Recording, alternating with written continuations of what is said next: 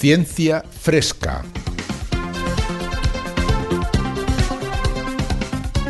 Un espacio de cienciaes.com para comentar las noticias de ciencia más interesantes de la semana. Con Jorge Laborda Fernández y Ángel Rodríguez Lozano.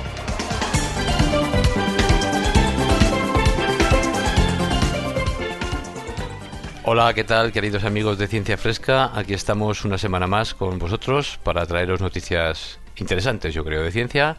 Ángel Rodríguez Lozano, allá, ¿cómo estás? En Villanueva del Pardillo, ¿qué tal, Ángel? Hola, muy bien, muy bien. Estamos muy bien y creo que eso ya es noticia en estos momentos que corren. Sí, buena noticia. Tú también estás bien, ¿no? Sí, nosotros también estamos bien aquí en Albacete. La verdad es que lo tengo... Bueno, sí que tengo que reseñar a algunos compañeros de facultad que sí que lo han pasado un poco mal, con fiebre y además una enfermedad larga. Porque eso no parece que sea, en algunos casos, como la gripe, es un poquito más larga, bueno, un poquito no, bastante más larga y bastante más, quizás, dura, ¿no?, de pasar. Pero bueno, no ha habido ninguna, desde luego, desgracia, ni nada grave, ni nadie ha tenido que ser ingresado al hospital, ni ha estado en la UCI, ni nada por el estilo. Así que bueno, pues la verdad es que podemos estar agradecidos, ¿no? O sea, tenemos suerte de que en el entorno cercano, en mi caso, pues no haya nada que reseñar de gravedad. Sí, la verdad es que hay que cruzar los dedos. Yo tengo un caso concreto relacionado con Cienciaes, y es que había quedado con una persona para grabar una entrevista para el programa para Hablando con Científicos, y tuve que anularla porque esta persona tenía síntomas y tenía fiebre y tenía tos y demás, y me llamó, me dijo: no puedo en estos momentos, pues no lo sé, todavía no sabía si lo podía tener o no, así que tuve que anularla. Quiere decir que ahí está. Sí, no hay duda ninguna. En fin, bueno, ánimo a todo el mundo de todas formas. Esto entre todos lo vamos a pasar, está claro. Lo que pasa es que evidentemente está dejando sus secuelas y dejará más secuelas, ¿no? Sí, esto va a durar unos cuantos meses y esperemos que solo dure unos cuantos meses y no haya cambios sociales un poco quizás insospechados que van a durar más tiempo. Ya veremos a ver cómo se desarrolla todo. Bueno, vamos a hablar de las noticias, ¿no? Sí, adelante. Venga, empieza. ¿De qué vas a hablar? Pues yo voy a dar, como es habitual, dos noticias. Una que tiene que ver con el impacto de la inteligencia artificial y el aprendizaje mecanizado, que llamo yo, en el futuro de la medicina. Son unos investigadores del Departamento de Ingeniería Biomédica de la Universidad de Oregón, en Portland, que está en Estados Unidos, y describen en un artículo, bueno, 3 áreas importantes en la medicina en la que estas técnicas de inteligencia artificial o aprendizaje mecanizado, que ya veremos cuál es la diferencia que los autores indican para estas dos cosas, pues qué impacto va a tener en el futuro de la medicina. Y realmente pues estas cosas prometen pues un cambio, una revolución realmente en la medicina del futuro, y no tan del futuro. Estamos hablando a lo mejor de unos cuantos años solo en el futuro, no del siglo que viene, ¿verdad? Esa sería mi primera noticia. Y la segunda noticia, pues sí que va a tratar del coronavirus. Bueno, va a tratar sobre todo de los fármacos que se están utilizando o que se quieren utilizar. Yo creo que en algunos casos ya se utilizan, aunque no tenemos evidencia de que sean eficaces o efectivos. Pues los fármacos que se están usando para tratar el coronavirus, en particular uno muy controvertido, que es la cloroquina o la hidroxicloroquina, que se emplea para la malaria. Y vamos a explicar un poco de dónde viene, por qué se puede ahora intentar utilizar para el coronavirus. Y el otro es un antiviral que se llama el Remdesivir, que vamos a explicar un poco cómo funciona y, bueno, pues los datos que hay que avalan que se puedan utilizar estos fármacos en ensayos clínicos, porque claro, un ensayo clínico, vale, vamos a ver si es eficaz, pero antes de poner en marcha el ensayo clínico habrá que haber alguna razón, o sea, tendrá que haber alguna razón para utilizar esos fármacos y no la aspirina, ¿no?, en el ensayo clínico, por ejemplo, ¿no? Entonces, bueno, ¿qué razones son las que existen para utilizar estos fármacos en esos ensayos clínicos? ¿Y por qué es tan importante? Porque se espera que la vacuna no esté lista, si hay vacuna, no esté lista antes de 1 año o año y medio. Estos son palabras del director de la Organización Mundial de la Salud, no lo digo yo. Con lo cual, pues los fármacos pueden ser muy importantes para salvar vida, utilizarlos lo antes que se pueda y saber lo antes que se pueda qué eficacia tienen, ¿no? Y qué dosis hay que utilizar, qué efectos secundarios, en fin, los datos que hacen falta para un ensayo clínico. Pues de esto vamos a hablar, que obviamente está de actualidad. Muy bien, pues yo voy a hablar de cosas que no tienen nada que ver con el coronavirus. Muy bien, me parece. Vamos a hablar primero de huertos espaciales. Ese es el primer tema. Es un artículo muy interesante, sí, desde luego, que nos habla de cómo se han ido investigando cómo se comportan las plantas en el espacio. Concretamente, bueno, ahora en la Estación Espacial Internacional es donde existen una serie de experimentos en los que se plantan lechugas, donde se han plantado otro tipo de plantas, y se hace un estudio, por supuesto pensando en lo que puede ocurrir en un futuro si los viajes espaciales se extienden a explorar planetas como Marte, por ejemplo, que requerirían estancias de larga duración de los astronautas en las naves y por lo tanto una comida fresca, cargada de nutrientes y de vitaminas y demás, sería muy importante dentro de la alimentación. Eso sin contar con lo que podría hacerse en el caso de poner una estación permanente o por lo menos durante un tiempo en otro planeta. Así que es un tema que me parece muy atractivo, muy y además, pues claro, puede aportar, digamos, información sobre un futuro, ¿no?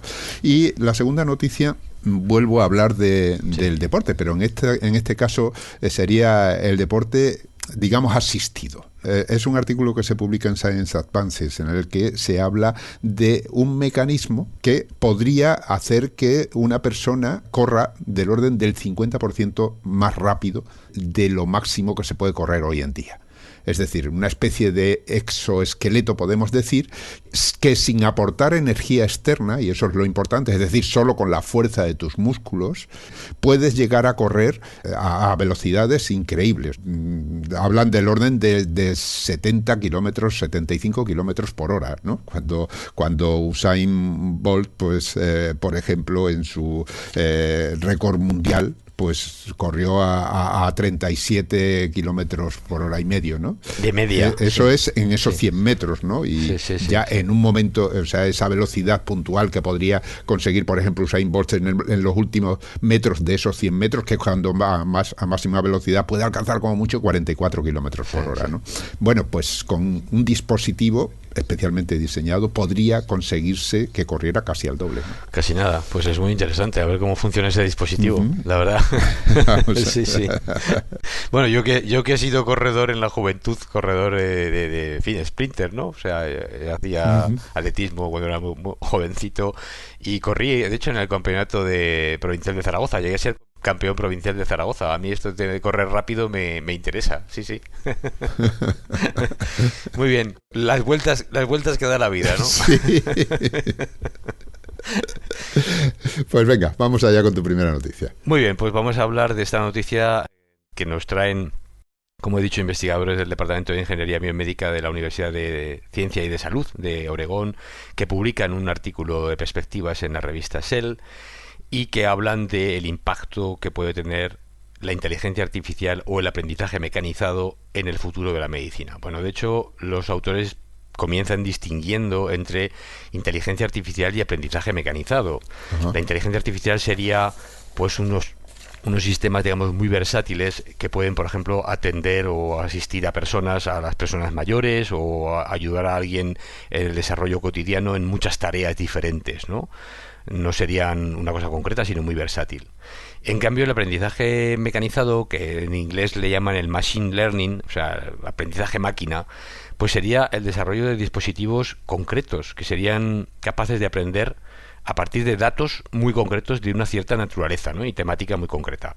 Por ejemplo, pues vamos a ver, serían algoritmos o metodologías informáticas que podrían identificar o aprender a identificar con gran precisión la existencia o no de tumores a partir de una imagen de rayos X o de una imagen de resonancia o, por ejemplo, de una muestra de patología, de anatomía patológica, una biopsia, pues esta muestra es normal, no es normal, qué anomalías tiene, ¿no? O sea, aplicado a un problema muy concreto, ¿no? Exacto, aplicado a un problema efectivamente muy concreto. Claro, al final, como puede haber, ya veremos, muchas técnicas distintas de aprendizaje mecanizado, cada una aplicada a un problema concreto, pues todas juntas, estos sistemas de aprendizaje mecanizado pueden ser sistemas expertos que van a funcionar incluso mejor que los expertos, ¿no? O que por lo menos van a ayudar mucho en la toma de decisiones médicas, ¿no? Ya. Entonces, bueno, esto es así porque las modernas tecnologías médicas pues hoy adquieren una cantidad de datos monumental. Por ejemplo, pues se puede secuenciar el genoma de la gente o sacar el ARN de un tumor y ver qué genes se están expresando, miles de genes ahí en distintos tumores. Entonces, esto no se puede analizar por los seres humanos solos. Esto es como sumar, ¿no?, con una calculadora.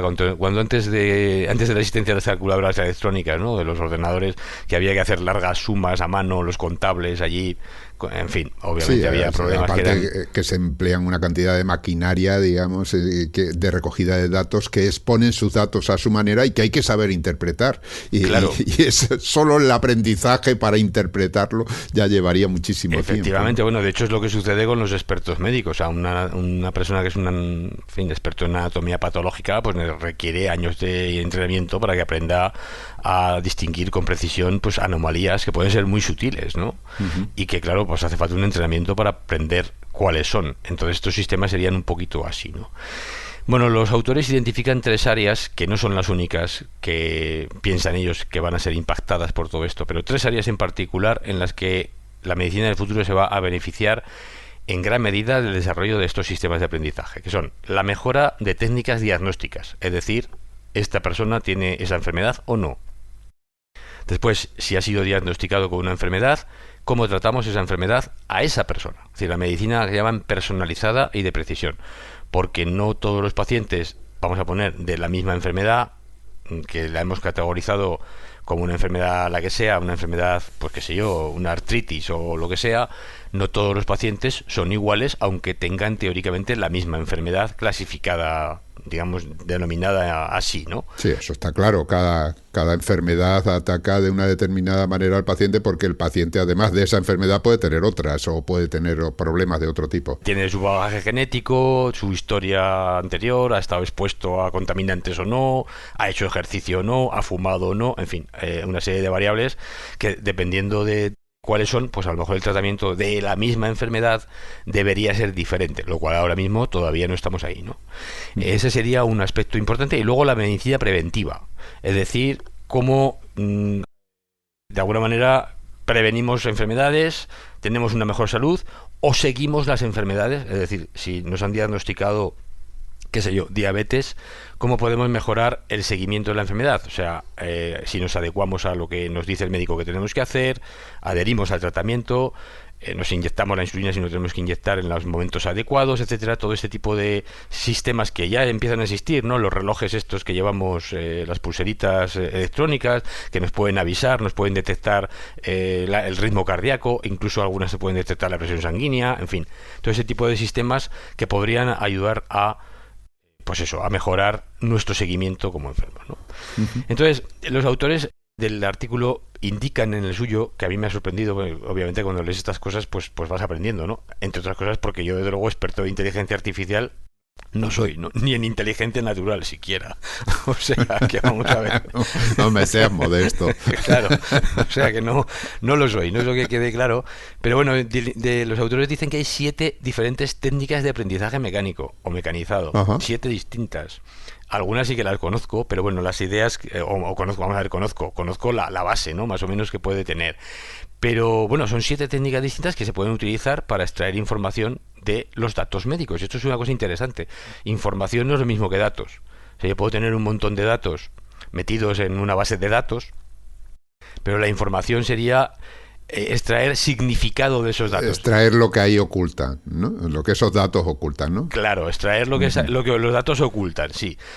Por ejemplo, bueno, luego podemos dar algún ejemplo, ¿no?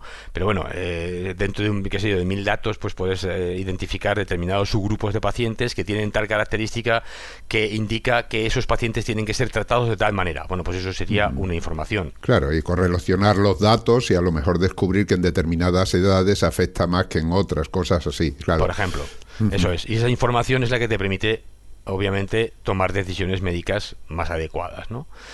Entonces, bueno, no vamos a explicar todas las técnicas aquí. Cada una de ellas puede ser más o menos adecuada para analizar de distintos datos. Y, pues como digo aquí, pues no es lo mismo que aprender a detectar si hay un tumor o, por ejemplo, aprender si tenemos que tratar ese tumor de una manera o de otra dependiendo del perfil genético que tenga el tumor. O sea, un dato sería pues tengo una imagen de rayos X, ¿hay un tumor o no? Si lo hay, ahora analizo ese tumor y le saco un perfil genético. Bueno, de acuerdo a ese perfil genético, ¿cómo tengo que tratar el tumor? Esos son dos sistemas de aprendizaje mecanizado diferente, claro, que tendrían que ser aplicados allí. Entonces hay varias tecnologías. Podemos mencionar una que se llama el aprendizaje bayesiano, que la conozco porque mi hijo está haciendo la tesis sobre este tema. El aprendizaje profundo es un aprendizaje que está basado en redes neuronales, que realmente es muy interesante. Y bueno, lo que dicen los autores es que este aprendizaje puede ser de dos tipos, que la verdad es que también lo podemos ver nosotros. Nosotros quizás también aprendemos así, ¿no? Como las máquinas dicen que pueden aprender. Sería aprendizaje supervisado o no supervisado. Bueno, el aprendizaje supervisado no es que haya un profesor que le esté diciendo a la máquina lo que tiene que hacer, ¿no? Sino que lo que intenta hacer es predecir el significado de datos, o sea, predecir algo del futuro que le va a pasar a una persona a partir de datos que ya han pasado o que los hemos recopilado en el pasado. Ajá. Y que han sido clasificados por seres humanos. O sea, por ejemplo, la persona que tiene tal nivel de glucosa, tal nivel de lo que sea, un marcador en sangre, es diabética, ¿vale? Y la persona que no lo tiene, no.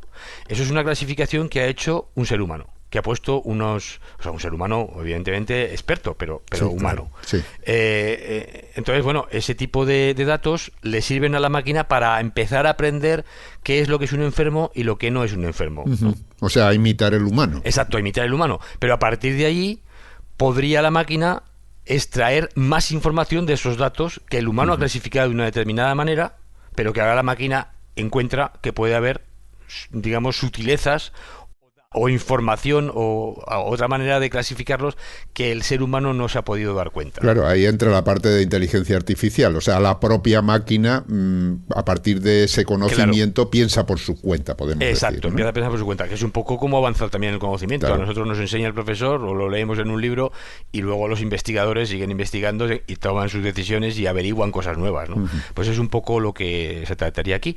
Y luego hablan también del aprendizaje no supervisado, que en este caso le dejamos al sistema que aprenda por sí mismo. Oye, aquí tienes una serie de datos, pues clasifícamelos, intenta sacar sentido de esos datos por ti mismo. Ajá. ¿De acuerdo? De la manera que tú creas.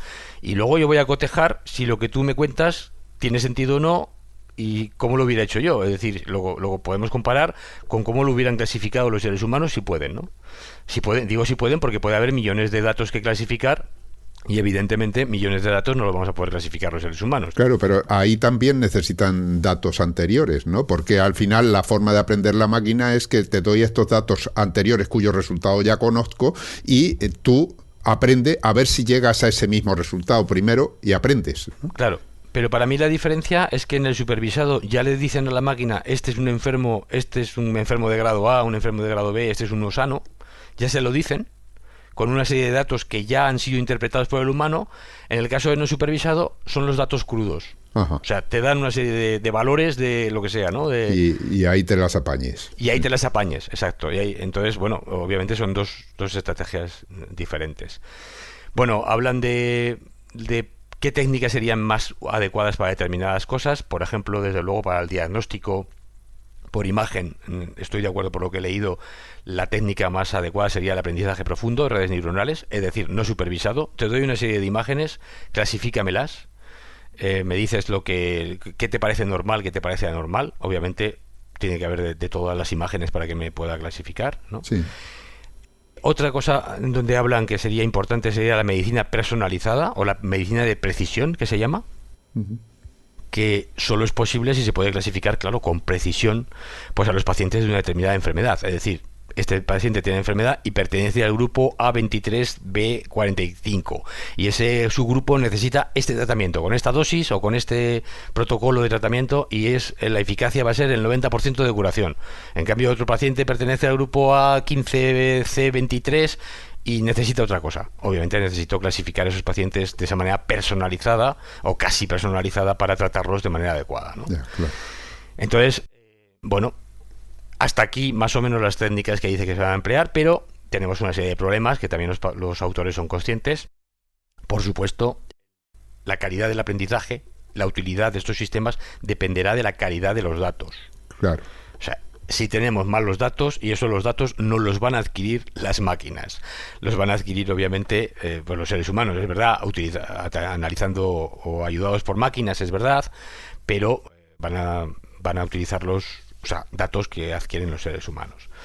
Otra cosa es importante es que haya pues datos que sean fiables, datos básicos, o sea, que la edad de los pacientes esté correctamente medida, el peso sea también medido con precisión, la raza, si ha tenido, o sea, la etnicidad del paciente, si ha estado expuesto o no a sustancias contaminantes, la historia clínica, enfermedades de sus padres, etcétera. Cualquier tipo de datos que pueda servir para poder extraer luego información.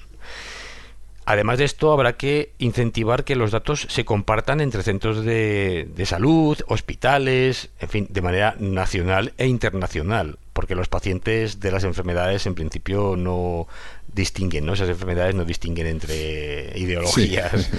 En fin, razas, etcétera, y sería importante, pues para el bien de toda la humanidad y de la medicina desde luego en general, compartir esos datos.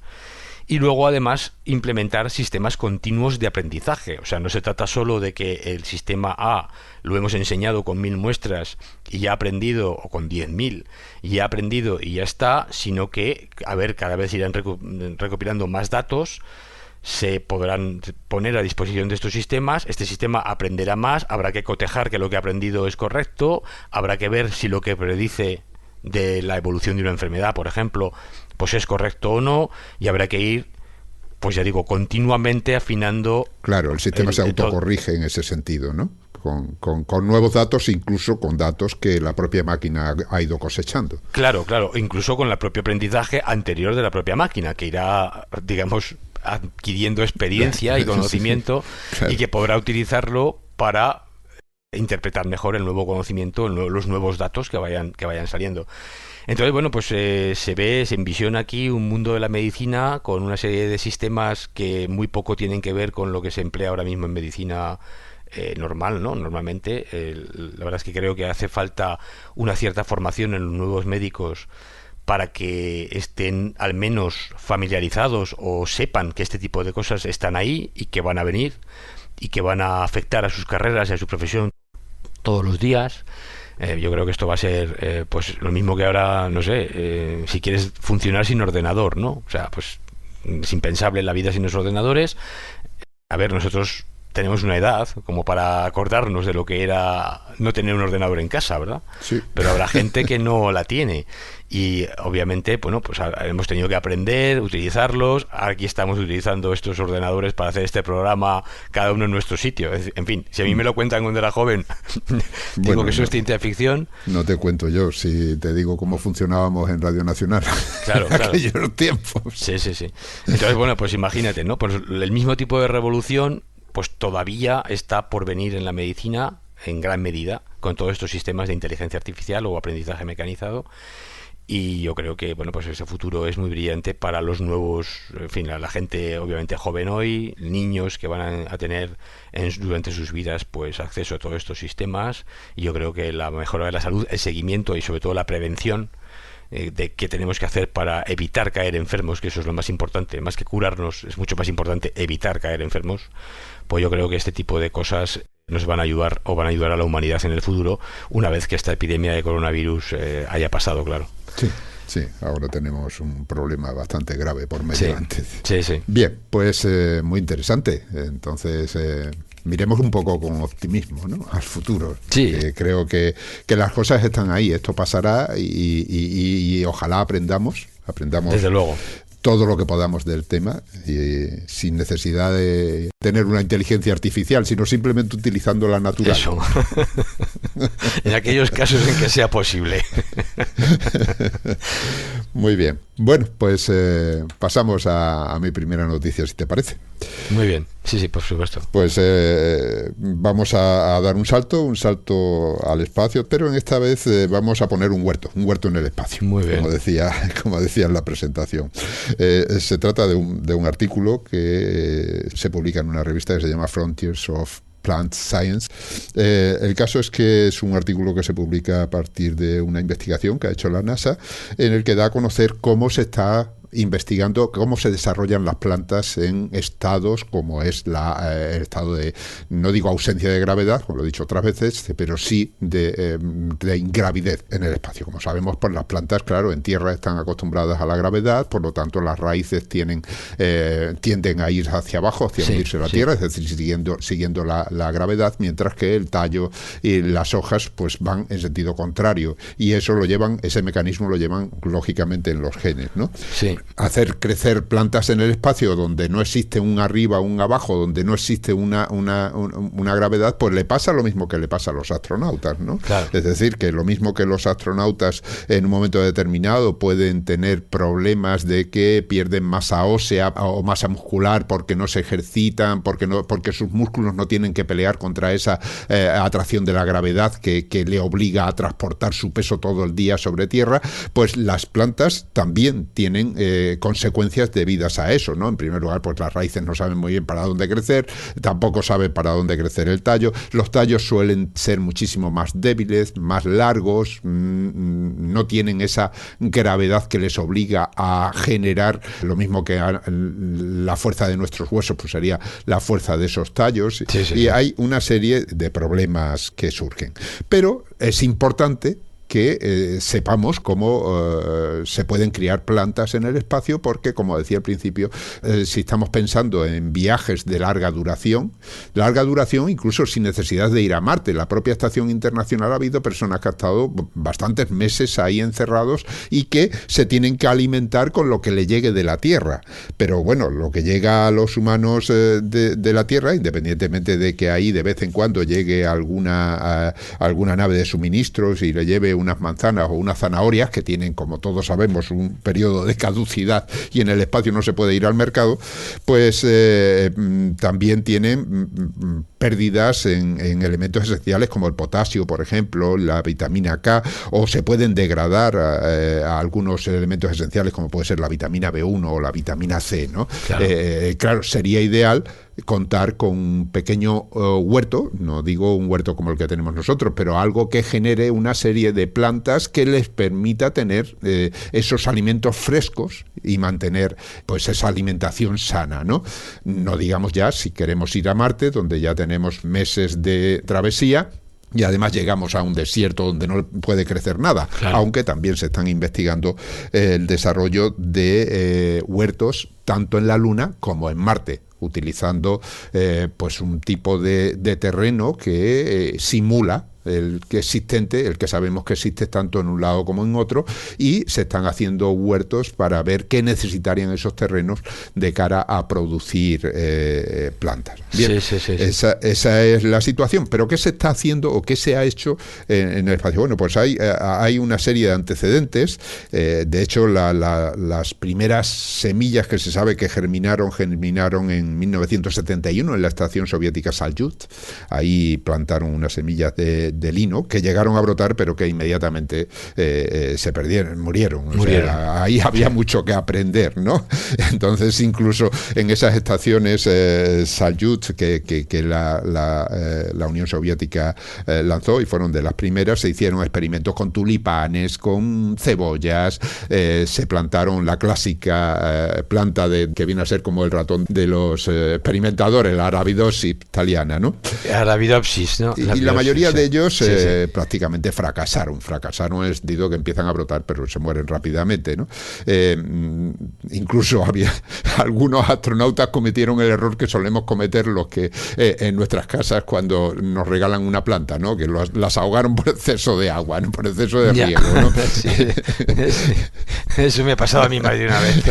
Bien, así estaban las cosas, se hicieron una serie de experimentos, pero realmente el experimento que nos ocupa y es el que se está analizando comenzó en 2014 en la Estación Espacial Internacional.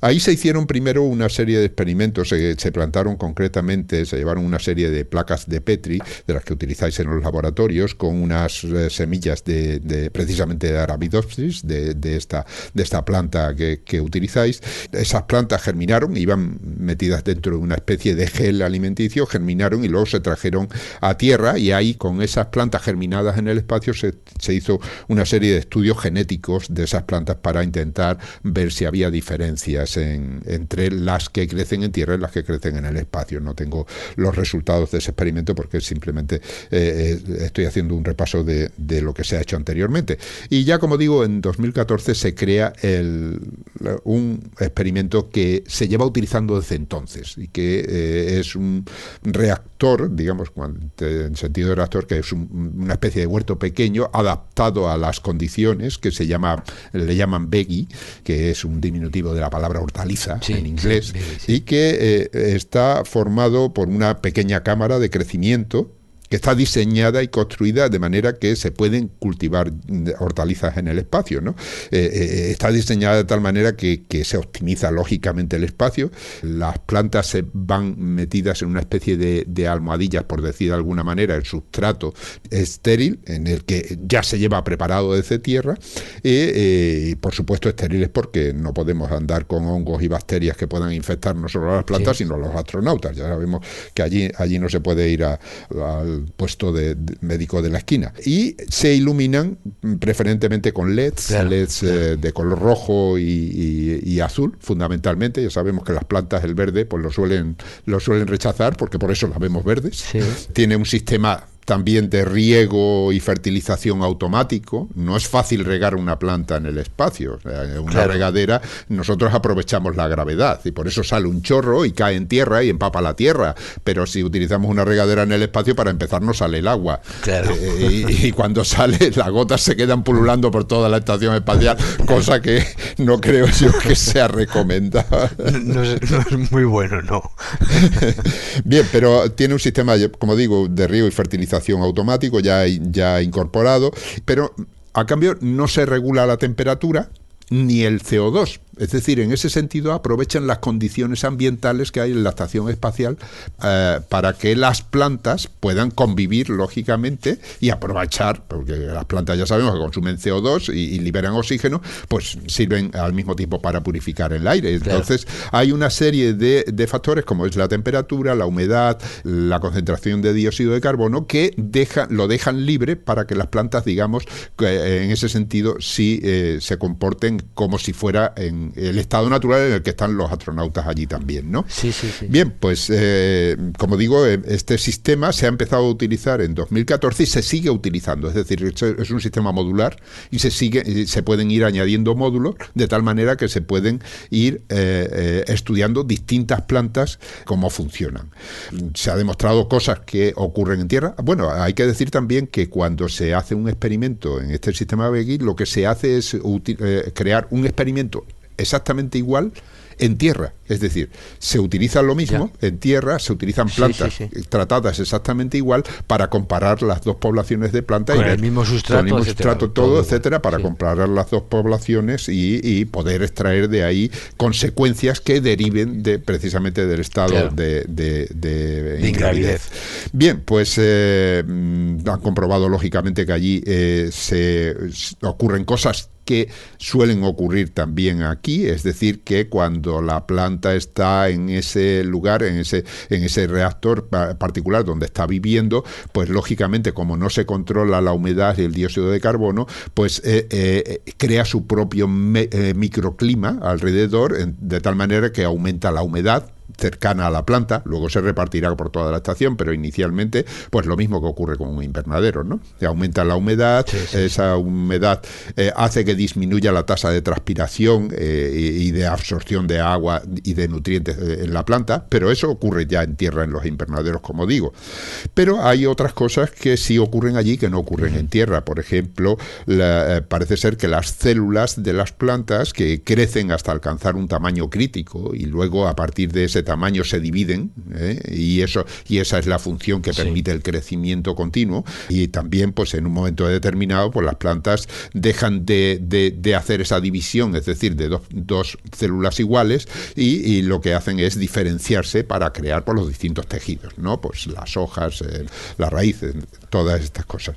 Bien, pues eso parece que se distorsiona, ese proceso se distorsiona en gravedad, es decir, que las células comienzan a dividirse antes de haber alcanzado el tamaño adecuado, proliferan más, y eso les da un aspecto he visto las imágenes y las imágenes han plantado concretamente lechugas. Esas lechugas, ves que las hojas no son como aquí en la tierra, sino están arrugadas, tienen un aspecto, digamos, feo, no es esa clásica hoja de lechuga lisa que solemos comprar en el mercado. Pero lo que sí han comprobado es que no hay diferencia desde el punto de vista alimenticio. Bueno, eso es importante, claro. Pues al final el aspecto da un poco igual, ¿no? Si los nutrientes que lleva la planta son adecuados, eso es lo que nos interesa. Muy bien. Claro, de hecho, este verano pasado, ni más ni menos, hay por ahí un vídeo estupendo de la Estación Espacial Internacional en el que tres astronautas están saboreando hoja de lechuga crecida en casa, ¿no? Pero lo que hacen allí en la Estación Espacial y en la Tierra es idéntico también en la iluminación. En la Tierra también son iluminados a LED, todo igual. Sí, exactamente igual. O sea que la única diferencia es la gravedad. La gravedad es la única diferencia, todo lo demás. ¿Y tienen alguna idea de por qué la gravedad o falta de gravedad puede hacer que las células proliferen, las células de las plantas? Claro. En el artículo, desde luego, no dicen el por qué, o sea, no han dado todavía por el por qué. Están estudiándolo, evidentemente. Todo esto es un experimento que está en estudio permanente. Y esto no se ha visto en los astronautas, es decir, nosotros, me refiero como seres vivos, también tenemos a células que se están dividiendo todo el rato. Por ejemplo, las células de la médula ósea, claro, que van a dar lugar a todas las células de la sangre, pues nada menos que, no sé, cada minuto hay 2 millones de eritrocitos, me parece, si no me equivoco. Es decir, nos están dividiendo todo el rato. Entonces, yo no tengo ni idea de no sé si lo sabes tú, pues la pregunta no sé. Si eso también se ha visto afectado en el caso del cuerpo humano. No lo sabemos, ¿no? Es una pregunta interesante. No lo sé, pero lo investigaré. Sí, es interesante porque sí, claro, bueno, hay problemas, porque otros problemas son los problemas de tipo óseo, de muscular, pero eso, claro, al fin y al cabo, no son. Eso está claro. A lo mejor sí, no son células nuevas, ¿no? Sino simplemente que hay algo. No, eso, bueno, hay células nuevas. En el hueso se está deshaciendo y creando hueso todo el rato. El hueso no es una cosa estática, está todo el rato modulándose, y de alguna manera la fuerza del músculo, hay receptores mecánicos, mecanorreceptores, etcétera, que deben dar información a las células de bueno, pues las necesidades que tienen que suplir, ¿no? Y obviamente en ausencia de gravedad, pues eso no está, o sea, tiene que haber, hay pérdida de... Lo mismo que si te quedas en la cama mucho tiempo, pierdes masa muscular. Sí, eso lo hemos hablado además en otros programas, ¿no? Los efectos ahí, pero a nivel celular no sé decirte. Claro, ¿no? Claro, a nivel celular sí, sería interesante ver si... Porque claro, en fin, esto obviamente... habrá para mí, ¿no?, una nueva incógnita, ¿no? O sea, ¿por qué la gravedad tiene que ver con el control de la división celular? Pues me parece, ahora mismo no se me ocurre nada que pueda decir, sí, es que claro, como hay no sé qué cosa en la célula, pues se va. Bueno, ni idea. Pues ahí hay donde pensar. Precisamente para eso son estos experimentos, para ir descubriendo esas cosas, ¿no? Bien, claro, desde luego. Ha habido, ya digamos para terminar, ha habido varias fases de estos experimentos, ¿no?, que le llaman BEG 1A, B3, y en cada uno de ellos han ido haciendo cosas ligeramente distintas. Por ejemplo, en el caso de las lechugas, pues lo que han hecho ha sido ir cosechando no la lechuga entera, sino quitándole hojas. Es decir, varias cosechas durante a partir de 33 días seguidos han ido recogiendo, digamos, 3 cosechas semanales, y lo que hacían con esas cosechas es que una parte de las hojas la envolvían en papel de aluminio y la colocaban en un congelador a 80 grados bajo cero para llevarlas a tierra, para que se estudiaran en tierra. Y luego, dice, la primera, tercera y la mitad de la cuarta cosecha fueron consumidas por la tripulación. Ajá. O sea que, bueno, deben considerar que efectivamente no tienen ningún problema. Y como digo, desde luego, el vídeo ese es muy ilustrativo, porque estaban encantados y no estaban comiéndose una ensalada, se estaban comiendo un trocito pequeño de lechuga, sin sal, sin aceite, sin nada. O sea que así, cruda, y estaban encantados con... Bueno, por algo se empieza. Bueno, debo decir también que se han conseguido, pues, flores. Hay por ahí también unas imágenes muy interesantes de unas flores de tipo parecido a la margarita que han florecido en la Estación Espacial Internacional, y eso es muy interesante porque, claro, las flores indican que se han desarrollado, digamos, las plantas, sus órganos sexuales funcionan y que por lo tanto en un momento determinado, para un viaje largo, pueden generar semillas, y eso es importante para la regeneración o para el mantenimiento de la población vegetal, ¿no? También han sembrado, como decía, cebollas, trigo. Hay una serie de plantas que han ido estudiando y que siguen estudiando, y ahí luego se han hecho análisis microbiológicos. Lógicamente las plantas, no solo nosotros llevamos nuestra flora intestinal con nuestro equipo, digamos, de bacterias que nos ayudan y que nos apoyan, aparte de que existan otras bacterias y otros virus que van en contra nuestra, ¿no? Pues las plantas también tienen sus bacterias, entonces se hacen análisis de esos microorganismos, en parte para ver cuáles son los que le van bien a las plantas y permitirles Pero de entrada, lo que has dicho antes era que el sustrato era todo estéril, ¿no? De momento no había bacterias. Sí, el sustrato pero, sí. No obstante, también están analizando qué bacterias pueden ser buenas para que puedan ayudar al crecimiento de las plantas sin que sean tampoco malas para nosotros, claro. Claro, y entonces, y las propias semillas, aunque el sustrato sea estéril, las propias semillas en sí pueden llevar algún germen de alguno que son propios de las plantas y que les ayudan al crecimiento de las plantas. Sí.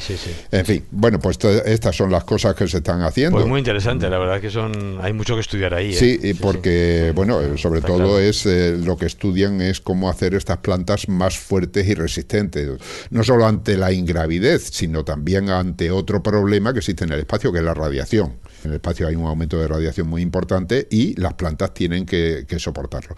En fin, pues ahí está el tema. Están investigando y supongo que más adelante irá dando más datos de lo que vayan aprendiendo y consiguiendo. Estupendo. Pues nada, vamos a volver a la Tierra. Pues vamos a volver a la Tierra y al problema. El problema que nos ocupa, ¿no? Que es ahora mismo el problema, prácticamente no hay otra cosa, que es el famoso coronavirus.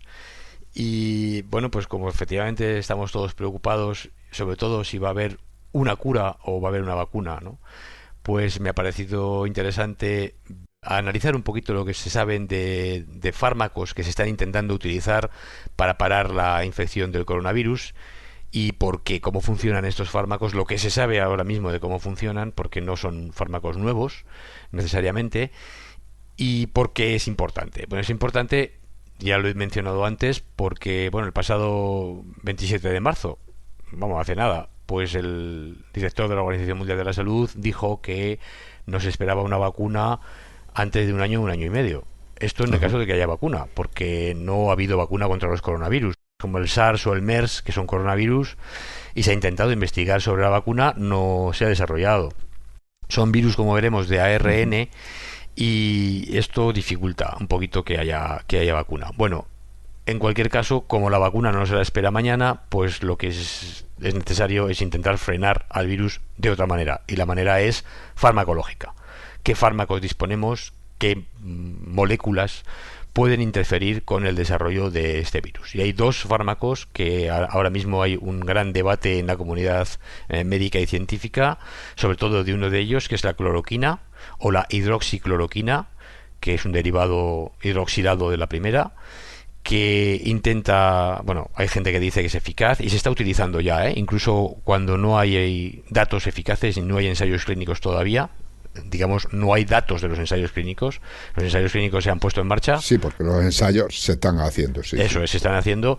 Pues se está utilizando la hidroxicloroquina y también se está utilizando un fármaco antiviral que se llama el Remdesivir, que ahora explicaremos cómo funciona y qué es. Bueno, el Remdesivir es un análogo de la adenosina, ya lo digo, que es la letra A del ADN y que de alguna manera confunde, digamos, al enzima que es necesario para que el genoma del virus se reproduzca. Es un genoma de ARN. Entonces, bueno, hablaremos un poquito de este virus ahora, a lo largo de lo que voy a contar. Entonces, esto viene a colación de que ha habido, claro, como hay mucho debate, pues hay una serie de publicaciones científicas pues muy recientes que están publicando, yo creo que están escribiendo, a medida que estoy hablando yo, hay gente escribiendo artículos de esto, ¿no?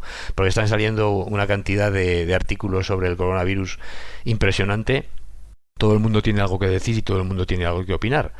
Y efectivamente ha habido una serie de artículos sobre la hidroxicloroquina, la cloroquina y el remdesivir, en donde resumen pues lo que se conoce de estos fármacos y por qué es racional al menos utilizarlos en ensayos clínicos. Pues lo que decía un poco al principio, ¿por qué utilizamos esto? No nos ponemos a estudiar la aspirina o el ibuprofeno o el paracetamol o otro antiviral diferente, ¿no? Entonces, vamos a intentar explicarlo. Vamos a empezar con la cloroquina, que es un fármaco que es relacionado con la quinina, que es un compuesto que está presente en una corteza de unos árboles que se llaman las cinchonas, que están en el Perú, y que se utilizaba ya, esto digamos es medicina tradicional, que se utilizaba como tratamiento antimalaria. Pero la malaria no tiene en principio nada que ver con los virus, ¿no? Porque eso es un parásito, ¿no? Efectivamente. Nada que ver. Entonces, claro, esto es para empezar, primer punto de confusión. Vamos a ver, ¿qué es esto de cloroquina que se emplea para la malaria? ¿Cómo va a funcionar esto contra un virus? Vale. Bueno, pues porque los mecanismos de funcionamiento no tienen nada que ver lo que hace la cloroquina en el caso de la malaria y lo que puede hacer la cloroquina en el caso del virus. Sin embargo, sí que es verdad que puede actuar en los dos casos por mecanismos celulares parecidos. Es sorprendente, ahora me voy a intentar explicar, pero es así. Entonces, ¿qué pasa con la cloroquina? Bueno, la cloroquina pues es un fármaco que tiene una cierta toxicidad. O sea, realmente no es fácil darlo, incluso en el caso de la malaria, pues claro, la enfermedad es grave y los beneficios que usted tiene de darlo pues son mayores que los perjuicios, pero puede tener efectos secundarios como problemas musculares, pérdida de apetito, diarrea, dermatitis, problemas cardíacos, en fin.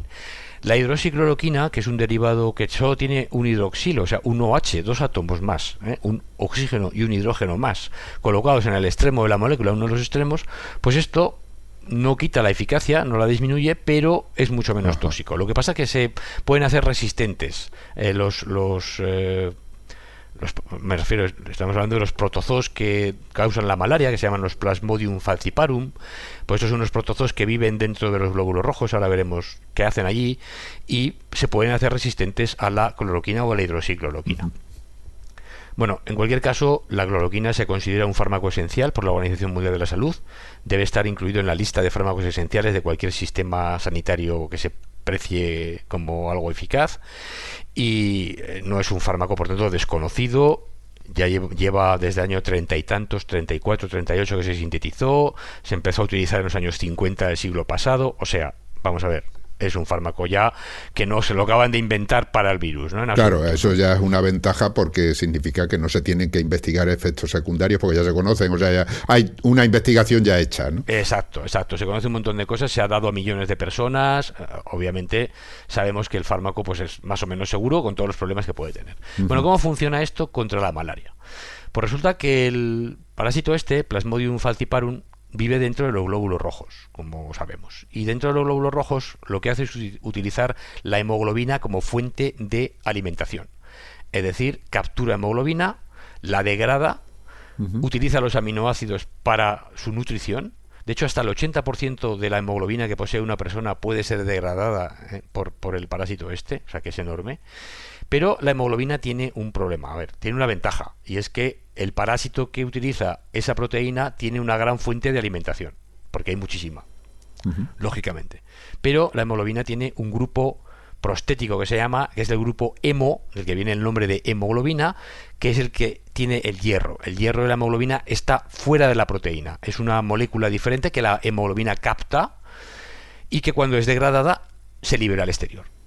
Cuando esa proteína, cuando ese grupo hemo se libera al exterior, que tiene hierro, el hierro y el grupo hemo es tóxico. Participa o interfiere en los procesos metabólicos.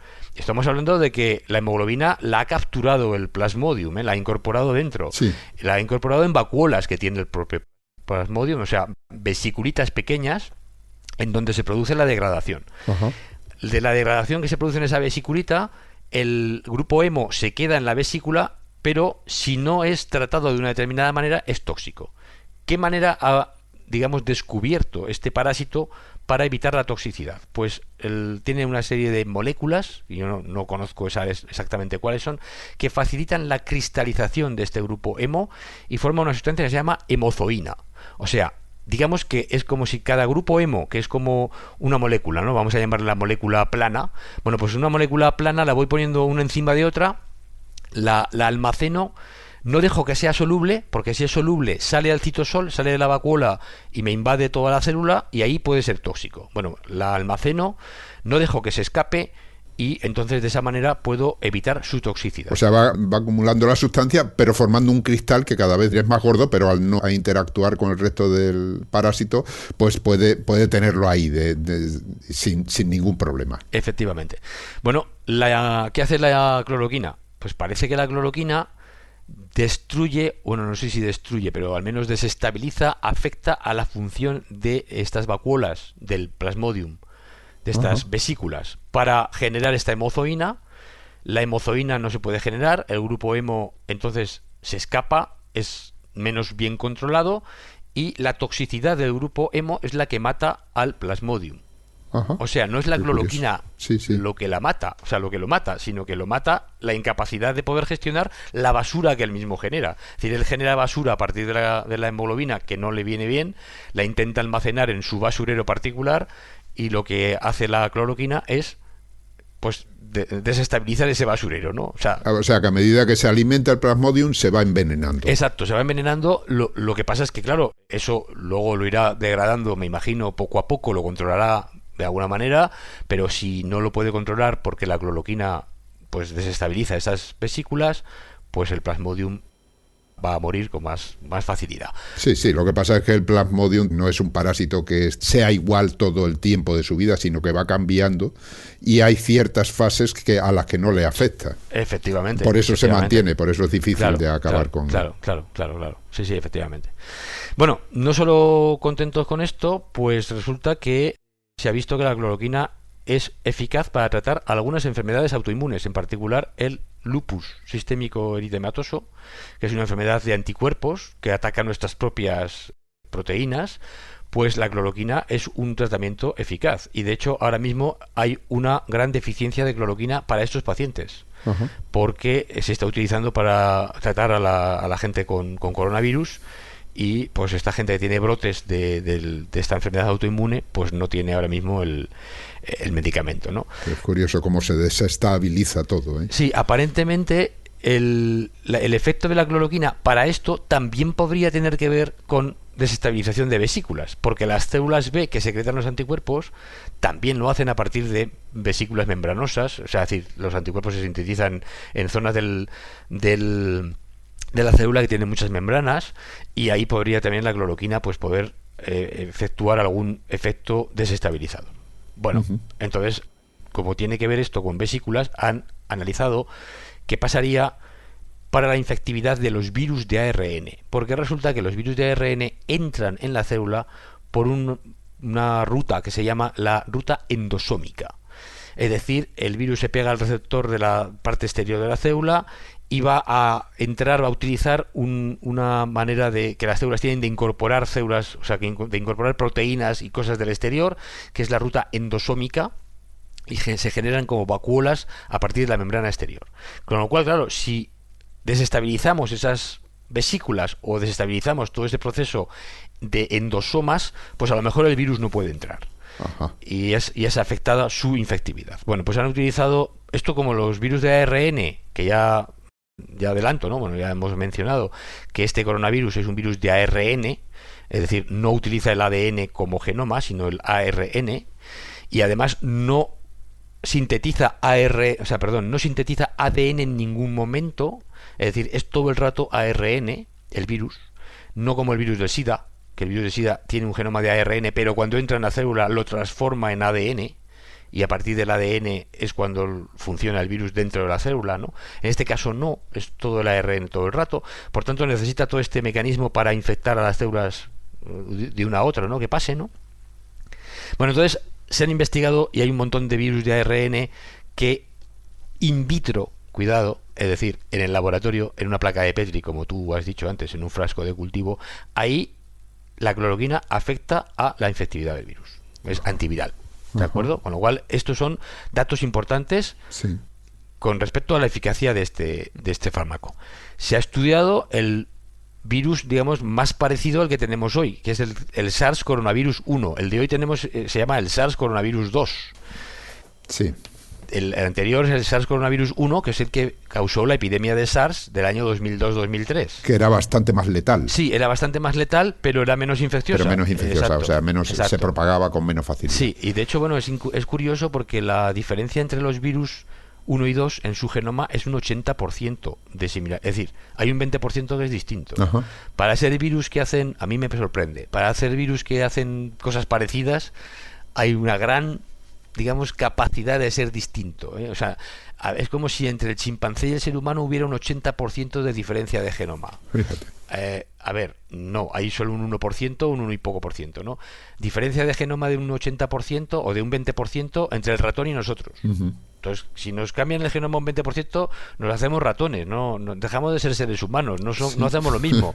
O sea, en cambio los virus no. Los virus tienen como mucha más flexibilidad, al menos los de ARN, mucha más flexibilidad de cambiar su genoma y seguir siendo virus infecciosos. Lo cual es algo también interesante porque a la hora de atacar a estos virus o de controlarlos no va a ser fácil porque tienen muchos sitios por donde escaparse, ¿no? O sea, mucho espacio genómico, digamos, donde escaparse. Bueno, el caso es que también inhibe al SARS coronavirus 1, pero quizás por la misma razón, porque emplea el mismo mecanismo para entrar, ¿no?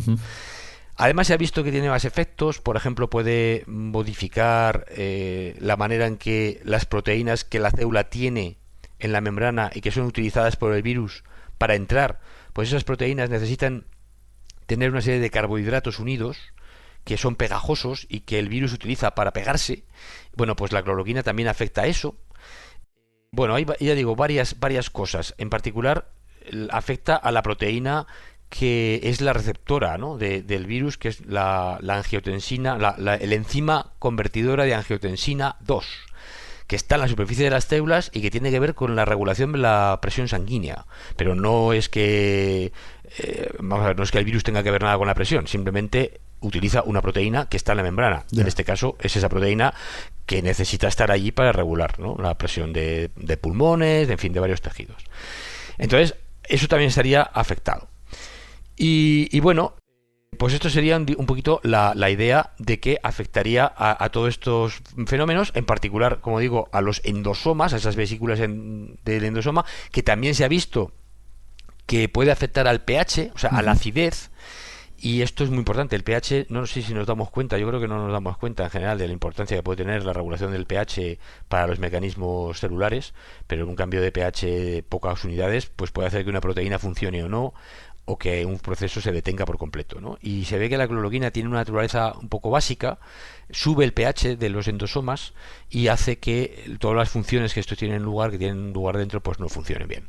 Bueno, el caso es que con todos estos datos, pues digamos que la idea sería que vale, hay una cierta racionalidad, un racional que se llama, ¿no?, para utilizar a la cloroquina en ensayos clínicos, y ya se han puesto en marcha más de 10 ensayos clínicos en el mundo para estudiar la eficacia de la cloroquina, ella sola o en combinación. Que no es un mecanismo que vaya a acabar con el virus, pero sí va a ralentizar claro, el proceso, y por lo tanto le da tiempo al sistema inmune a reaccionar contra él y acabar con la enfermedad, ¿no? Exacto. O sea que al final se trata, como siempre, ganar tiempo. Claro, es que el tiempo es fundamental para el sistema inmune, porque si no los virus y las bacterias se reproducen en progresión geométrica, pues si cada virus en cada célula produce 100, 500, 1000 partículas de virus que van a infectar a otras 1000 células, pues hacemos la cuenta, ¿no? Si esto sucede cada hora, imagínate la cantidad de células que van, o cada 2 horas, o cada... en fin. No habría tiempo de reaccionar.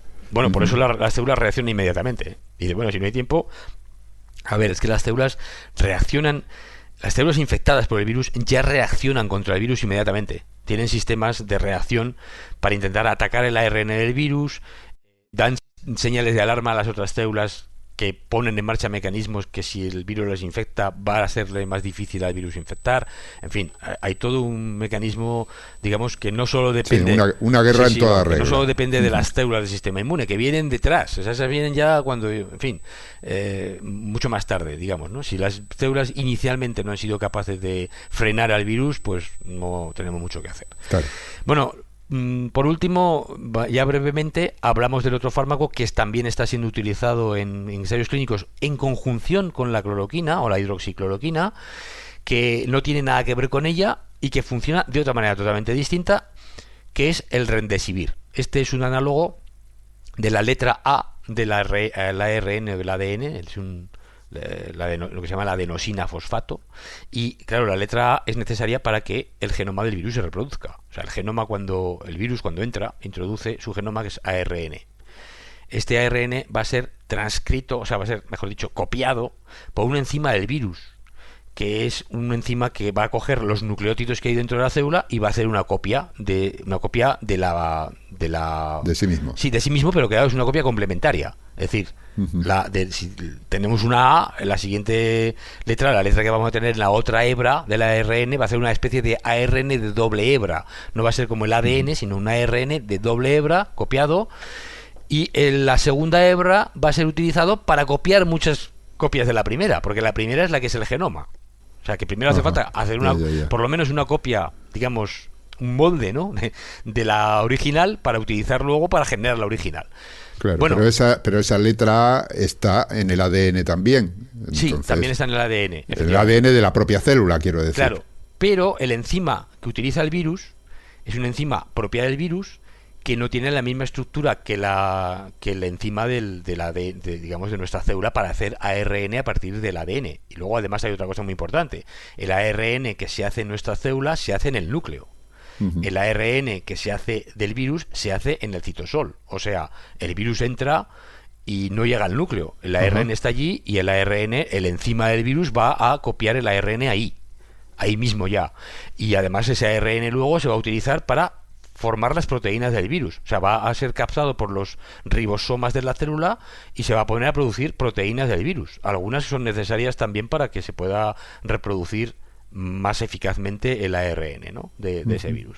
Con lo cual, el fármaco que va a entrar, primero, puede afectar sobre todo al enzima del virus, que es una enzima distinta de la nuestra, porque es una enzima que va a utilizar el ARN como molde, no el ADN como molde. Entonces, en principio no nos debe afectar mucho, pero bueno, algo de toxicidad siempre puede tener, porque puede afectar efectivamente a la producción de nuestro propio ARN, que es necesario para producir las proteínas, etcétera, ¿no? Bueno, el caso es que este es un análogo molecular de la letra A, digamos, y que lo que va a hacer o sea, visto que puede hacer dos cosas. Una, primero, confundir o evitar que el enzima que va a copiar el ARN lo copie, porque si capta una molécula de remdesivir en lugar de captar la adenosina, ¿vale? Pues no la puede meter en el ARN. El remdesivir bloquearía, digamos, todo el proceso de copia, que sería como hacer una cremallera, ¿no? Voy cerrando una cremallera, el ARN, pues voy avanzando, llega un diente, bueno, ese diente meto una cosa que no encaja en el diente, que es una molécula que no me encaja, y ahí la cremallera se me ha obturado, ya no puedo seguir adelante con el proceso de copia, ¿no? Con lo cual eso sería una cosa. La segunda cosa que se cree que hace, o que se ha visto que puede hacer, es que hay una enzima también del virus que, como la copia, el proceso de copia no es fiable, es decir, comete muchos errores, en lugar de meter una T mete una C, o en lugar de meter una G mete una C, en fin, hay errores de copiado. Si hay muchos errores de copia, resulta que el ARN es tan mutante que no funciona. Con lo cual el virus tiene que corregir esos errores. Y hay una enzima que intenta ver si la letra que ha metido, antes de proceder a la siguiente letra, si la letra que se ha metido ahí es correcta o no. Y si no es correcta, la quita y le da oportunidad de poner otra. Entonces esta enzima, que es una enzima corrector, es curioso esto de los enzimas correctores, ¿no? Pues este enzima corrector también se ve afectado por este fármaco, con lo cual no puede corregir. Entonces, una de dos, o el ARN se detiene porque el enzima que copia es afectada por este fármaco, o si no se detiene, como el enzima corrector también es afectado, no va a corregir. Con lo cual, si se forman ARNs enteros, van a tener muchos errores. Van a ser ineficaces, no.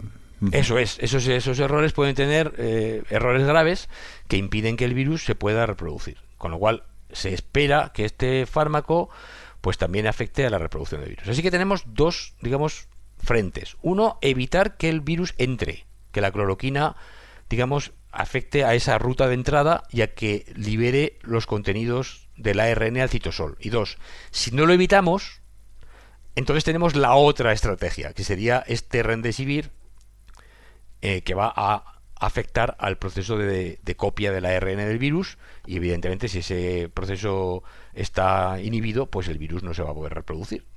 Entonces, las dos cosas en conjunción, pues van a intentar evitar el contagio o la reproducción del virus.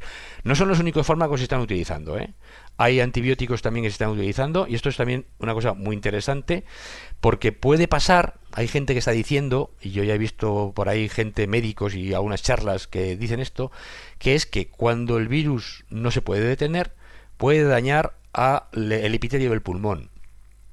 El epitelio del pulmón sería como el epitelio del intestino también, ¿no? Ahí tenemos un montón de bacterias que viven en la mucosa del pulmón sin hacer daño. Son bacterias de la flora pulmonar. Pero claro, esas bacterias están contenidas porque la piel del pulmón está bien, está sana. Pero si el virus la daña, entonces esas bacterias pueden intentar penetrar. Y entonces tendremos una infección secundaria que no sería causada por el virus, sino por las bacterias, que ahora el virus permite que entren donde no tendrían que entrar y causan una infección. Entonces tenemos una neumonía secundaria bacteriana que no está causada por el virus. Y eso hay que atacarlo de otra manera, que no son con estos fármacos. Las bacterias. Tendrías que atacarlo con antibióticos o otra estrategia para evitar, pues bueno, lo que se cree que se genera son tormentas de citocinas. O sea, el sistema inmune se hiperactiva porque hay una invasión muy grande de bacterias en un determinado momento. Digamos que se rompe pues eso, la barrera epitelial se rompe de manera significativa y entonces se produce una infección masiva, y eso, claro, es lo que puede conducir a toda la neumonía que te puede llevar a la muerte. Claro, ¿no? eso es. Y eso ya se tendría que controlar de otra manera. Por eso, bueno, estamos aprendiendo, vamos, yo creo que los médicos y los científicos están aprendiendo mucho sobre cómo generar o cómo gestionar todo esto, y que no es solamente el virus. O sea, sí, ahora nos hemos encontrado con el virus, pero luego el virus puede tener efecto también en facilitar infecciones bacterianas. Así que también hay que tener en cuenta esto y atacarlo con otros fármacos. Y también se están utilizando en ensayos clínicos pues antibióticos de distinta naturaleza para intentar controlar las bacterias que más fácilmente pueden infectar por el pulmón, que también se conocen, y vamos a intentar atacar esas bacterias. Así que bueno, yo creo que por ahí es bastante prometedor. Pienso que en pocos meses vamos a tener algún dato de la eficacia de esto, de qué dosis se tienen que utilizar, de qué pacientes son los más beneficiados. Y bueno, no van a parar los ensayos clínicos solo en esto. Seguro que va a haber más. Claro, porque estamos hablando de la vacuna. La vacuna, digamos, sería la solución final, pero entre tanto hay tantas personas infectadas que lo que hay que hacer es tratarlos para que sobrevivan, o sobre todo los que están más afectados en las UCIs y demás, que son las personas en ese caso más débiles, ¿no? Clarísimo. Y claro, si se desarrollan medicamentos que los pueden contener, que pueden contener la infección y que les puede dar tiempo a recuperarse, pues estupendamente estamos evitando sobre todo muertes, ¿no? Claro. Y bueno, facilitando que la población se inmunice, que también es importante. Yo además creo que esto nos va a servir para aprender también cómo tratar otros virus. Uh-huh.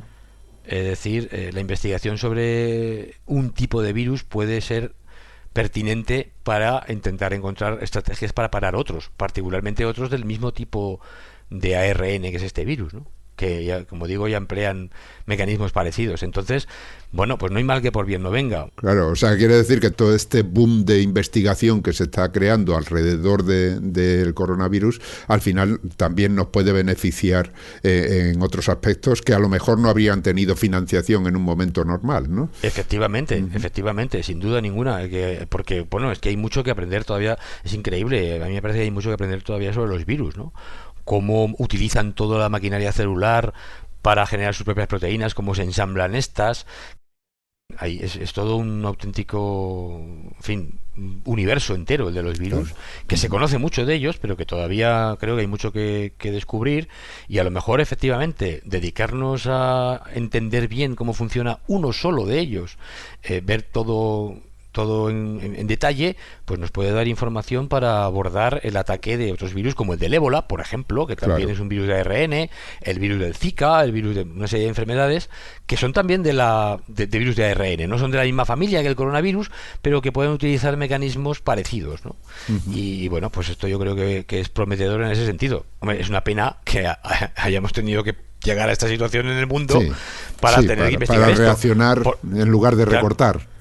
Claro, porque vamos a ver si lo que va a costar esta epidemia al mundo va a ser una fracción de lo que hubiera costado una investigación como la que se está haciendo.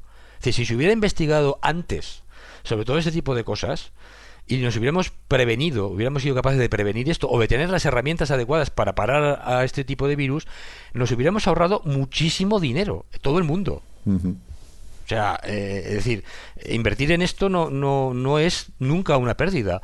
Es evitar, claro, el problema es que dice, bueno, esto no va a pasar. No va a pasar hasta que pasa. Esto es lo mismo que no tener bomberos. Vamos a ver, tengo un parque de bomberos. Lógicamente yo espero que no tenga incendios. Pero si hay un incendio tendrán que intervenir los bomberos. Lo que no puede ser es que recorten los bomberos y luego, claro, cuando venga el incendio, pues no tengo para apagarlo. Tú dirás, bueno, no va a haber incendios. No va a haber pandemias. Pero es que sí que las va a haber. Y además estaban avisadas que iba a haber pandemias. Había muchos científicos que habían dicho que esto era cuestión de tiempo. Bueno, pues no se ha investigado lo suficiente. Pues ahora tenemos que pagar las consecuencias. Yo creo que estamos pagando toda la humanidad. Y es tremendo. A ver si esto nos dice también, nos da... Que yo ya sé que estoy aquí pregonando al convencido, que seguro que los que nos escuchan seguro que están convencidos de que la ciencia es la manera en que habría que abordar estos problemas, ¿no? Pero bueno, pues a ver si los demás que no están convencidos se acaban por convencerse un poco más, ¿no? Sí. Bueno, en fin. Pues muy bien, muy interesante. Se nos está alargando el programa un poquito. Sí, pero yo creo que como estamos confinados, seguro que los oyentes no les va a importar esta Muy vez. Bien, pues nada. Entonces, en previsión de que alguno salga corriendo, le voy a dar la oportunidad de que lo haga más deprisa. Pues sí, porque cuéntanos cómo va ese mecanismo, digamos, mecanismo ¿cómo se diría? Biomecánico, ¿no? Biomecánico, sí, un exoesqueleto adaptado para correr más rápido. Bien, como decía, bueno, pues vamos a cambiar de tema. Entonces vamos a hablar de, como decimos, de cómo correr más rápido. Es un artículo muy interesante, ¿no? Porque primero habla de las limitaciones que tenemos a la hora de desarrollar, digamos, toda la fuerza que tiene el cuerpo para aplicar, digamos, su energía a la carrera, desplazamiento cada vez más rápido, ¿no? Pero empieza diciendo una cosa que es una realidad, es que nosotros podemos correr a una determinada velocidad. Por supuesto, los que corren más, los campeones, pues Usain Bolt es capaz de alcanzar, como decía, esos 37,57 kilómetros por hora en 100 metros. Pero si nos montamos en una bicicleta, y una bicicleta es un aparato que no genera energía, es decir, no tenemos ahí un motor que nos esté empujando ni nada parecido, sino que siguen siendo nuestros músculos los que estamos utilizando para movernos. Sí, bueno, excepto que la bicicleta sea eléctrica, porque ya hay de todo. Bueno, ya estamos... Claro, no, estoy hablando de la bicicleta de toda la vida, la que hay que darle pedales y en las cuestas arriba uno se pone a sudar. Porque la bicicleta sola no sube, ¿no? Bien, pues una bicicleta, y cuando hablamos de la velocidad que puede alcanzar, por ejemplo, con esos mismos músculos y con esa misma utilización de una energía corporal exclusivamente, pues sin embargo, pues el campeón mundial de motociclismo puede alcanzar los 77 kilómetros por hora. De motociclismo no, de ciclismo. Está uno he dicho motociclismo. De ciclismo, sí, perdón. Bueno, pues un ciclista que se desplace a 77 kilómetros por hora. Kilómetros por hora. Llano, estamos hablando. Claro, en llano. Claro, en llano, sí, claro. Estamos hablando de pruebas de velocidad. Lo mismo que a Usain Bolt, si lo ponemos a correr cuesta arriba, tampoco alcanza esa velocidad, ¿no? Bien, pues estamos aplicando entonces la misma energía, es decir, el mismo sistema, aprovechando la energía corporal para generar, sin embargo, dos resultados radicalmente distintos. ¿Qué hace que el ciclismo sea más rápido que el correr, ¿no? Pues por una parte lo que llaman el movimiento de rodaduras de las ruedas. Las ruedas evitan que se tengan pérdidas de energía por colisión.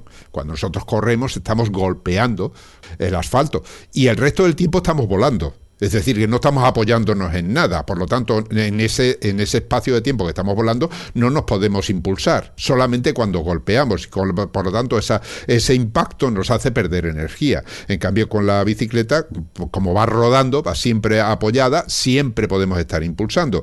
Además, las ruedas soportan el peso del cuerpo.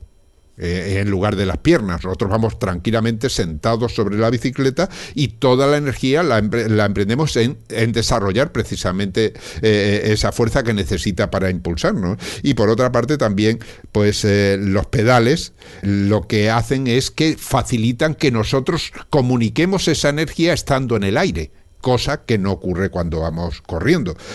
Así pues, la bicicleta, digamos, lo que hace es gestionar la energía muchísimo mejor que la carrera. ¿Qué es lo que podemos hacer para correr más rápido, mejorar esa utilización de la energía? Bueno, pues se han utilizado resortes, ¿no? Creo que todos vimos en un momento determinado en unos Juegos Olímpicos que había un corredor, creo que era sudafricano, que no tenía piernas y tenía unas prótesis que adaptadas a las piernas les permitió correr y además correr en la final, creo, si no recuerdo mal, creo que en la final de 100 metros lisos. Pero aún así, con esos resortes se ha logrado alcanzar una velocidad máxima que no alcanza al récord mundial de las piernas biológicas, ¿no? O sea que mejoran al caminar, pero no alcanzan esa velocidad ni muchísimo menos. Pueden haber resortes de muchas clases, ¿no? Ese que era una especie de lengua de un metal muy especial que se apoyaba, una aleación muy especial que apoyaba, o bueno, uno puede poner una especie de muelles, es decir, resortes ha habido y se han desarrollado muchos, ¿no? Sí, una aleación de algo, si no sé exactamente. Ahora bien, cuando se mira la carrera, digamos, la carrera convencional y se analiza, lo que se dan cuenta de que, como decía antes, solo se puede impulsar uno cuando está en contacto con el suelo. Y el contacto con el suelo, cuanto más rápido vamos, más pequeño menos tiempo estás en contacto con el suelo. Menos tiempo estamos en contacto con el suelo para impulsarnos. Por lo tanto, eso limita. De hecho, hay estudios ya hace muchos años, cuando ya se habían hecho estos estudios, que decían que los corredores más rápidos eran los que menos tiempo estaban en contacto con el suelo. Es decir, el impulso era muy poquito tiempo, comunicaban toda la energía en ese pequeño tiempo y volaban más tiempo. Claro. Y eso aumentaba la velocidad a la que podían correr. O sea que es muy curioso eso. Pero claro, solo se comunica la energía, o sea, justo en el punto de apoyo. En ese momento. En el medio, cuando está volando, no hay forma de comunicar esa energía. Entonces, ¿qué es lo que proponen en este artículo? Pues en este artículo lo que proponen es un mecanismo que utilice resortes, cuando habla de resortes, pues se refiere a una especie, vamos a decir muelles, no es exactamente así, ¿no? Un resorte es algo que tú fuerzas y te devuelve la energía con la que lo has forzado, ¿no? En el caso del corredor ese de los 100 metros, apoyaba, eso se deforma y luego te devuelve la energía, lo mismo que hacen las zapatillas ahora, las más modernas que se han utilizado para batir el récord de maratón, ¿no? Son zapatillas que al apoyar amortiguan, pero además conservan parte de esa amortiguación y te la devuelven. Sí. Sigues siendo tu energía, pero está mejor aprovechada, ¿no? Bueno, pues estos conciben una especie de resorte que permite... son resortes que le llaman de rigidez variable, o sea, esto comparado con un muelle siempre tiene el mismo tipo, es decir, se puede comprimir o expandir, pero siempre lo mismo, tiene un coeficiente, tiene un coeficiente que le llama una constante elástica que va unida al muelle.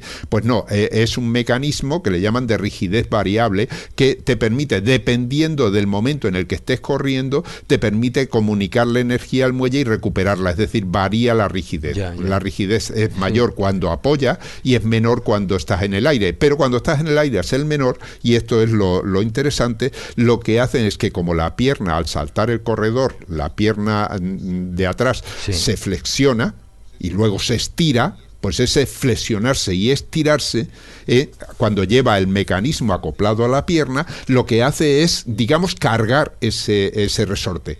Es decir, en el momento en el que la pierna al ir hacia atrás flexiona y luego se estira, está comunicando esa energía al resorte. Ese resorte la almacena y en el momento del apoyo la devuelve. Que es como en dos fases. Entonces, de esa manera te impulsa. Y ahí se cargará el resorte y cuando luego la vuelvas a apoyar, es cuando te le va a devolver la energía. Te lo va a devolver. Esto, ¿qué es? Viene a ser lo que hace precisamente la bicicleta, ¿no? La bicicleta cuando estás en el aire, porque vas sentado, es decir, en todo momento vas dando pedales, y para eso tienes los rostrales en los pedales, vas dando pedales y vas comunicando la energía cuando la pierna está abajo y cuando la pierna también está arriba. Es decir, está continuamente generando energía. Pues eso es lo que está haciendo este resorte. Este resorte lo que va haciendo es acumular la energía en vuelo y devolverla en el momento de apoyo. Lógicamente sigue siendo el momento de apoyo el momento de impulsar. Claro. Pero lógicamente esa es la maravilla del resorte que proponen, ¿no? Pero claro, este resorte hay que hacerlo con cuidado porque eso se acopla a la pierna. Sería una especie de exoesqueleto aplicado a la pierna que iría recogiendo esa energía y soltándola. Pero además, ese resorte para que funcione hay que tener en cuenta que debe proteger la pierna porque estás golpeando con una fuerza superior a la que podría soportar la pierna en un momento determinado, podría romperse. Es decir, hay que diseñarlo con cuidado. Pero los resortes tienen la ventaja de que no está limitada entonces el uso de la energía a cuando se apoya, sino que se almacena cuando va en el aire, sostienen al cuerpo, por lo que he dicho, es decir, además es un exoesqueleto, o sea, pueden eso, y mitigan las pérdidas de energía por colisión, como hace la rueda de la bicicleta. Entonces, estos son lo que proponen estas personas. Y bien, pues utilizando este mecanismo que proponen, digo que proponen porque es un mecanismo que todavía habrá que demostrar que realmente funciona o no funciona, es una propuesta, digamos, que se ha analizado, pero que todavía no se ha construido. Pero utilizando este mecanismo podríamos comparar lo que sucede, por ejemplo, con distintas actividades que también utilizan la energía biológica, ¿no? Por ejemplo, lo comparan, ya hemos dicho cuánto es el récord de carrera, pero si se utiliza otro tipo de cosas como las prótesis, también lo he dicho, pero hay otro ejercicio que utiliza también los músculos, que es, por ejemplo, el patinaje. En el patinaje también se alcanzan velocidades muy interesantes, mayores que con la prótesis y con la carrera, pero aún así menores que la bicicleta. Bueno, pues este mecanismo nos pondría en el siguiente lugar, muy cercano a la bicicleta, o sea, que podría aprovechar del orden del 96%. O sea, si la bicicleta aprovechamos el 100%... O sea, patinando, ¿no? No, patinando no. Ahora ya hablo del resorte. Estaría por encima del patinaje. Vale. O sea, muchísimo menor que el patinaje todavía. O sea que... Sí, lo que pasa es que, bueno, en bicicleta, hombre, no sé cuánto tiempo puedes ir a la máxima velocidad, pero claro... Estamos hablando de velocidad, claro, no estamos hablando de resistencia. Me refiero que cuando Usain Bolt llega a la meta, pues va a 44 kilómetros por hora o por ahí, pero esa velocidad no la puede mantener mucho rato, o sea, la puede mantener unos segundos. Y lo mismo que en bicicleta, 77 kilómetros por hora seguramente la podrá mantener el campeón más rápido, pero solo unos segundos, porque la cantidad de energía... Claro, y con este mecanismo, como todo depende del cansancio muscular, pasará igual. Entonces, la pregunta es, hablando... ¿y esto para correr en larga distancia? Es decir, voy a hacer una maratón, una media maratón, me pongo esto y voy a ir a la misma, no voy a toda velocidad que puedo, sino que voy a la velocidad que tendría que ir yo en el maratón, pero eso me va a aumentar de todas maneras la velocidad. Es decir, con la misma energía que yo gasto para correr la maratón, la voy a correr igual, pero la voy a correr más rápido. Eso también podría valer. Claro, sí, también, claro que vale. Pues si valen las zapatillas, que he dicho, las que están desarrollando ahora, que lo que va a hacer básicamente es eso, en mucha menor medida, porque almacena muchísima menos energía y por lo tanto ayuda ese minuto que ha permitido romper la barrera de las 2 horas en la maratón, ¿no? Pero lógicamente, si tienes un mecanismo que vaya almacenando y que te vaya, dejando que tu energía se vaya aplicando de una manera más moderada, pues y obteniendo mejores resultados, por supuesto que vas a correr la maratón más rápido. Vamos, que ya te veo yo, Ángel, intentando agenciarte uno de estos sistemas, ¿no? O sea, yo ya sé que se te han puesto los dientes largos para decir, uy, si yo tuviera una cosa de estas, lo bien que me vendría para correr las medias maratones y maratones que tú quieres correr. Oye, a lo mejor no tengo edad ya. A lo mejor puedes ponerte en contacto con ellos y decir que quieres correr una maratón y que quieres probarlo. A ver, bien, pues como decía, bueno, al final lo que a la conclusión que llegan es que un mecanismo de esta clase, que a lo mejor podría servir, no sé para qué cosas, eso habría que verlo, pues podía llegar a aprovechar algo así como a funcionar, digamos, con un gasto de energía equivalente al 96% del que se utiliza del aprovechamiento de energía que se tiene con una bicicleta, no está nada mal. Sí, bueno, pues hombre, para desplazamientos cortos de gente joven que quiera correr y tal, pues a lo mejor puede pensar, oye, me voy al trabajo con un chico de estos, ¿no? Y voy corriendo, pero claro, voy mucho más rápido. Tendría que ir corriendo por la calzada. Bueno, ya Usain Bolt lo pasarías como correcaminos, sí, ¿no? Claro. Bueno, yo ya no creo que le pase a nadie, pero bueno. Muy bien. Bueno, pues esto es básicamente. Lo que hace falta es estar en la mejor forma posible y ya está. No competir, sino estar en buena forma. Bien, pues esta es la noticia. Espero que por lo menos pues se hayan podido relajar un rato después del coronavirus. Sí, bueno, la verdad es que lo del coronavirus es un poco también que hay que tomárselo con optimismo, en el sentido de que, a ver, tarde o temprano esto lo vamos a pasar, lo vamos a parar. Y esto va a parar. Quiero decir, que será un mal recuerdo. Yo creo que esto va a ser así, incluso si no hiciéramos nada, porque al final pues todos lo vamos a pasar, como pasó con otras epidemias en el pasado, ¿no? Que no había ni fármacos, ni vacunas, ni nada por el estilo, y al final las epidemias pues se han eliminado. Esto va a pasar. O sea, va a pasar tarde o temprano. Claro, lo que pasa es que, bueno, que si no hubiéramos hecho nada, el paso sería muchísimo más doloroso. Hombre, por supuesto, eso está claro. Eso está claro. Y bueno, yo lo digo muchas veces, antes los virus y las bacterias solo tenían que enfrentarse al sistema inmune, a las secreciones del sistema inmune, los anticuerpos, etcétera, y ahora se tienen que enfrentar también a las secreciones del sistema nervioso. ¿Y qué son esas secreciones? Pues nuestro conocimiento, nuestras ideas, los fármacos que ponemos en marcha, las vacunas que generamos, que es gracias al conocimiento y evidentemente a nuestro cerebro, ¿no? A nuestro sistema nervioso. Y con eso los virus nunca se han tenido que enfrentar en la evolución, y ahora se encuentran enfrente con esto. Y yo creo que lo tienen mucho más difícil para, bueno, pues eso, doblegar a la humanidad, si quieres ponerlo así. Así que sin duda que a medio plazo, no te digo mañana que eso esté solucionado, pero a medio plazo yo no tengo duda de que esto se va a controlar. Y también tengo que decir a los oyentes que a mí no se me conoce por mi optimismo innato, ¿eh? Normalmente no soy yo muy optimista, pero en este caso tengo que decir que, en fin, utilizando también mi realismo, llamémoslo así, que soy optimista, contradictoriamente hablando, porque creo que esto se va a superar sin ninguna duda. Otra cosa será cómo gestionemos todos los cambios sociales, económicos y demás, que ya no dependen del virus, que dependen de nosotros mismos. ¿Cómo lo vamos a gestionar en el mundo? Porque esto puede traer secuelas que pueden ser pues importantes si no estamos atentos a cómo se gestiona. Pero bueno, eso ya será otro tema y ya no tiene que ver tanto con la ciencia. Eso vendrá después. Sí. Bueno, por ahora lo importante es mantenerse en casa, lo que nos aconsejan y lo que parece ser que está claro que funciona, y aguantar el tirón, y vamos a ver si poco a poco pues llegamos a ese punto. No, Ángel, hay que ser más optimistas, hay que aprovechar, disfrutar de este momento de quedarse en casa, encerrado. Es un momento único en la vida, una experiencia que no se va a volver a repetir más. Y que lo que hay que hacer es aprovecharla, o sea, ver cómo lo aprovechamos lo mejor posible, porque insisto, no se va a volver a repetir. Esperemos. Y que eso es lo que hay que hacer. Sí. Bueno, mientras tanto nosotros seguimos trabajando y seguiremos trabajando. Y si alguien tiene algún miembro de la familia que esté ahí en casa aburrido, pues mira, una cosa que puede hacer es escuchar estos programas que nosotros hacemos con todo el cariño del mundo. Y lo hacemos siempre, sin epidemia, sin pandemia y con pandemia. Y ahí están. Y simplemente lo que hacemos es divulgar la ciencia, que al final, ahí en la ciencia está nuestra esperanza. Desde luego que sí. Muy bien. Pues nada, un saludo a todos los oyentes y mucho ánimo, es verdad, mucho ánimo para superar esta etapa difícil que nos ha tocado vivir. Muy bien, pues mucho ánimo, un abrazo a todos y buena ciencia. Buena ciencia.